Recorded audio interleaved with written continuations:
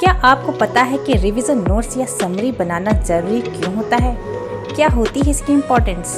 Actually revision notes बनाते समय आपको पढ़ी हुई चीजें ज्यादा बेटर समझ में आने लगती है। बुक की लैंग्वेज कॉम्प्लिकेटेड होती है जिसे लर्न रख पाना आसान नहीं होता है। वहीं जब आप रिवीजन नोट्स अपने वर्ड्स में तैयार करते हैं तो उसे लर्न रख पाना आसान होता है।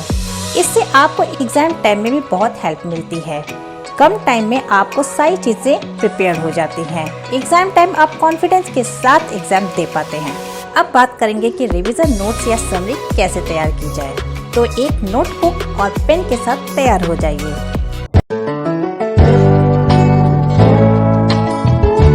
How to make revision notes और समरी। पहले हम जानेंगे कि समरी होती क्या है। What is summary? Giving a short statements of important points. वो शॉर्ट नोट्स जिसमें सारे इम्पोर्टेंट पॉइंट्स पाए जाते हैं समरी कहलाती है। अब चलिए जानते हैं कि समरी और रिवीजन नोट्स कैसे तैयार करें। How to make revision notes और summary. Step 1, read the paragraph. पहले आप पैराग्राफ को अच्छे से पढ़ लीजिए। Step 2, underline the main points. फिर सारे इम्पोर्टेंट पॉइंट्स को पेंसिल से अंडरलाइन कर लीजिए। स्टेप 3, टेक नोट और मेक समरी इन शॉर्ट। फिर उन सभी मेन पॉइंट्स को लेते हुए एक नोट तैयार कीजिए जो कि शॉर्ट में होना चाहिए। आपको 2 या 3 मेन पॉइंट्स को जोड़कर एक सेंटेंस तैयार करना है। इस तरीके से आप शॉर्ट में नोट्स या समरी तैयार कर सकेंगे। जैसे कि Ram is a student, he lives in Delhi, he likes to play cricket. एक सेंटेंस में हम बोल सकते हैं कि Ram is a student who lives in Delhi and likes to play cricket. इसी तरीके से आपको एक सेंटेंस में ज्यादा से ज्यादा चीजें कवर कर लेनी है। What should the main points be included in summary? आपकी समरी में कौन सी महत्वपूर्ण चीजें होनी चाहिए जिसके कि आपकी समरी कंप्लीट लगे। टाइटल और हेडिंग। टाइटल और हेडिंग की एक अहम भूमिका होती है जिससे कि हम जान पाते हैं कि हम किस विषय में पढ़ने जा रहे हैं या किसके बारे में जानेंगे। What does author want you to know? Paragraph पढ़कर आप ये जानने की कोशिश करेंगे कि ऑथर हमें क्या बताना चाहता है या क्या समझाना चाहता है, जो कि समरी में होना जरूरी है।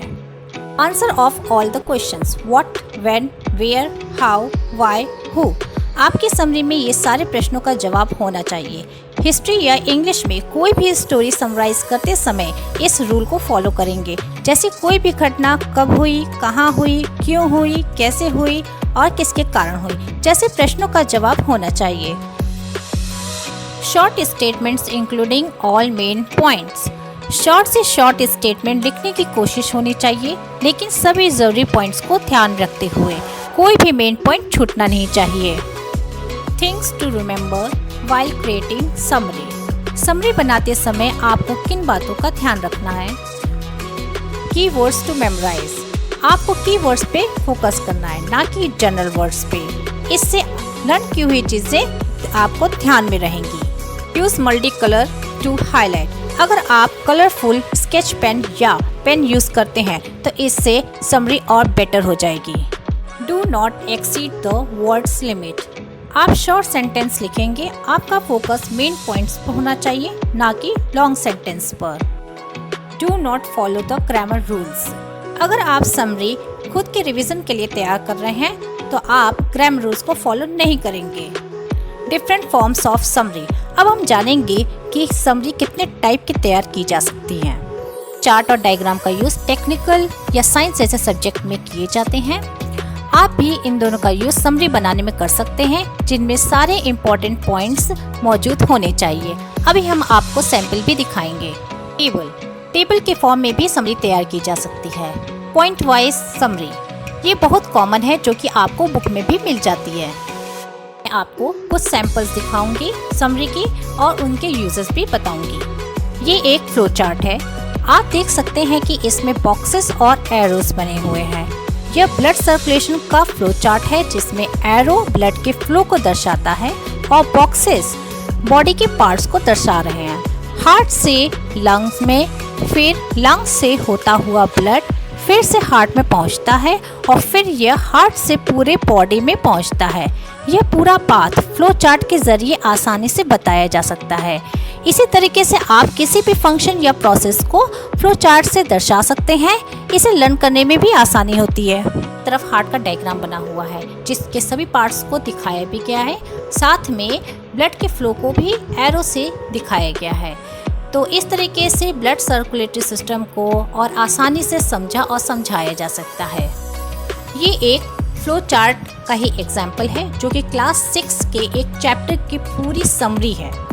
आप देख रहे हैं कि इसमें बीच में फूड लिखा हुआ है, एक तरफ कंपोनेंट्स लिखा हुआ है और दूसरी तरफ डिफिशियंसी डिजीजेस लिखे हुए हैं। सारे कंपोनेंट्स के नेम भी दिए हुए हैं, carbohydrate, proteins, fats, vitamins, minerals, roughage, water और साथ में उनके फंक्शंस भी दिए गए हैं। सभी एक कंपोनेंट्स के फंक्शंस भी लिखे हुए हैं और दूसरी तरफ डिफिशियंसी डिजीजेस सारी की सारी लिखी हुई हैं, उनसे होने वाले साइड डिजीज के नेम भी लिखे हुए हैं।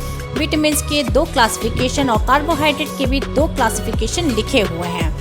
तो कि आप समरी तैयार कर सकते हैं जिसमें सारे मेन पॉइंट्स होंगे। ये पूरे चैप्टर की समरी होगी। जो चीज़ें याद करने वाली होंगी, जिन्हें भूलना नहीं है, वो सारी चीज़ें आप इसमें लिख सकते हैं। इससे आपको कम वर्ड्स में पूरी समरी मिल जाएगी और साथ में सारी मेन चीज़ें आपको याद भी रहेंगी।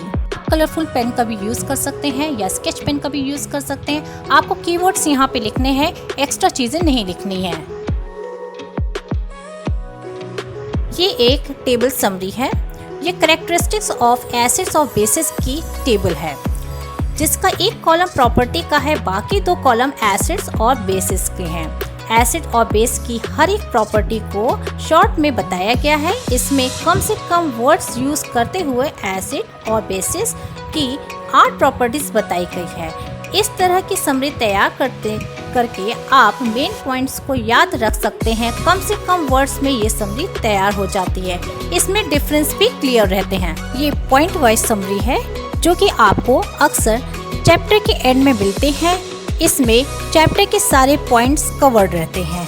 आप भी इसी तरह समरी तैयार कर सकते हैं जिसमें सारे मेन पॉइंट्स आप कवर करेंगे, लेकिन इसमें सेंटेंस कुछ लंबे भी हो जाते हैं। इन सभी सैंपल्स को आप ज़रूर ट्राई कीजिएगा। अगर वीडियो पसंद आया हो तो लाइक कीजिएगा, शेयर कीजिएगा और चैनल को सब्सक्राइब ज़रूर कीजिएगा और बेल आइकन दबाना मत भूलिएगा। Thank you for watching this video.